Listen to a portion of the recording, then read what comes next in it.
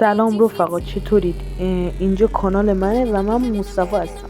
امیدوارم که تو این روزای سخت حالتون خوب باشه، تو این اوضاع جنگ و مراقب خودتون باشید. و میخواستم بگم که این ویدیو اولین ویدیوی بلند منه و دوست دارم که منو حمایت کنید.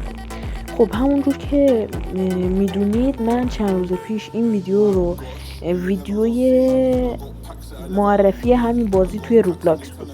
من معرفیش کردم. حالا امروز میخوایم بریم به مدت 1 ساعت بازیش کنیم.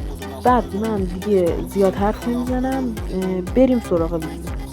راستی ویدیو رم تند میکنم که حوصلتون سر نره. Caminho estriado e difícil.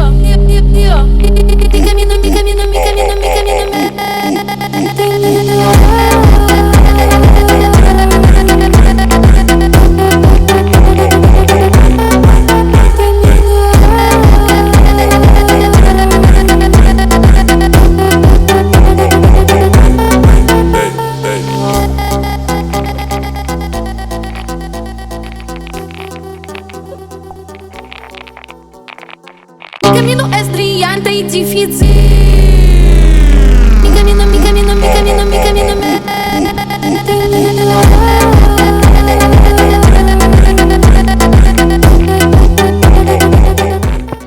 و بالاخره بعد 1 ساعت بازی تونستم 5000 تا کاپ جمع کنم و من یه شاپی دیدم اینجا، شاپ خرید میکنن ازش.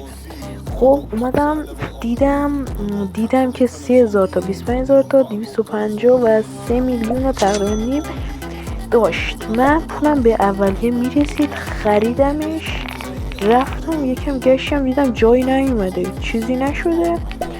یکم گشتم دیدم اینجا اومده، اینو زدم و فهمیدم که کلا 9 تا به این اضافه میکرده و 2000 تا هم واسه موند که واقعا اصلا 9 تا هیچیه.